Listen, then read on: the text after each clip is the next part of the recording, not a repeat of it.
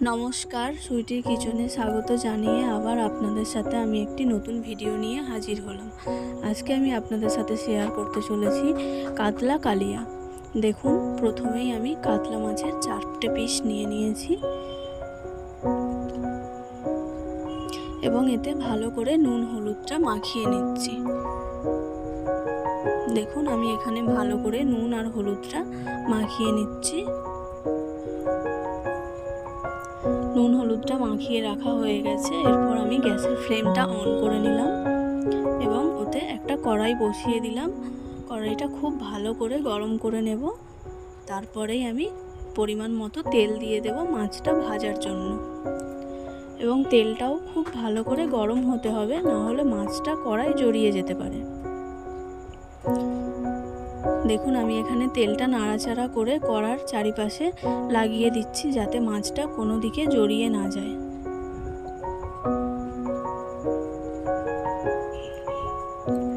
তেলটা গরম হতেই আমি মাছগুলো ছেড়ে দিলাম ভেজে নেওয়ার জন্য। ভালো করে এক পিঠ ভাজা হয়ে গেলেই আবার অপর পিঠটা ভালো করে ভেজে নিতে হবে। দেখুন, আমি এখানে মাছগুলো এক পিঠ ভাজা হয়ে যেতেই অপর পিঠটা ভেজে নেওয়ার জন্য উল্টে দিচ্ছি। উল্টে পাল্টে এদিক ওদিক ভালো করে লাল লাল করে ভেজে নেব, ঠিক এরকমটা। দেখুন, আমাদের এখানে প্রচুর বৃষ্টি হচ্ছে কয়েকদিন ধরেই, আর আমাদের এখানে জানেন তো বৃষ্টি হলেই জল জমে যায়, অনেক কষ্ট। এরকম করে ভেজে নিচ্ছি। ভেজে নেওয়ার পরেই ওই কড়াইতেই তেলটা ছিল, মাছ ভাজার তেলটা, ওতেই আমি পেঁয়াজ আর টমেটো কেটে রেখেছিলাম, একটা বড় সাইজের পেঁয়াজ আর হাফ টমেটো কেটে রেখেছিলাম, ওইটা অ্যাড করে দিলাম এবং ভালো করে নাড়াচাড়া করে ভেজে নেব। দেখুন, আমি এখানে ভালো করে নাড়াচাড়া করে মাথায় পেঁয়াজটা ভেজে নিচ্ছি।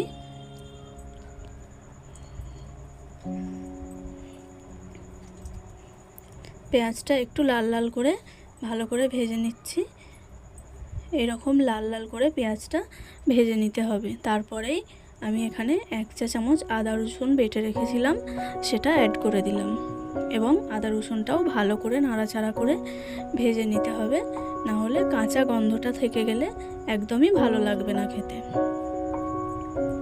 তাই কাঁচা গন্ধটা যাওয়া অবধি ভালো করে নাড়াচাড়া করে ভেজে নিতে হবে। আমি এখানে খুব ভালো করেই ভেজে নিলাম এবং তারপরেই লঙ্কা এবং হলুদের গুঁড়ো অ্যাড করে দিলাম। আর হ্যাঁ, আমি মাছটাতে একটু বেশি করেই নুন মাখিয়েছিলাম, যাতে ঝাল করার সময় নুন আর আলাদা করে না দিতে হয়। আপনারা যেমন পরিমাণ নুন মাখাবেন সেরকম ঝালেতে আবার নুন অ্যাড করবেন। ঠিক এই রকম নাড়াচাড়া করার পর তেলটা ছেড়ে আসবে। দেখুন, তেলটা ছেড়ে আসার পরেই আমি ওখানে 1 বাটি মতো জল অ্যাড করে দিয়েছি এবং কড়ার চারিপাশে যেই মশলাগুলো লেগেছিল ওই মশলাগুলো ভালো করে খুন্তির সাহায্যে ধুয়ে ওই জলটার মধ্যে মিশিয়ে দিচ্ছি। এরপর ঝোলটা ফুটে এলেই ভেজে রাখা মাছগুলো দিয়ে দিতে হবে। দেখুন, আমি এখানে ভেজে রাখা মাছগুলো দিয়ে কিছুক্ষণ ফুটিয়ে নিলেই ব্যাস কাতলা কালিয়া রেডি।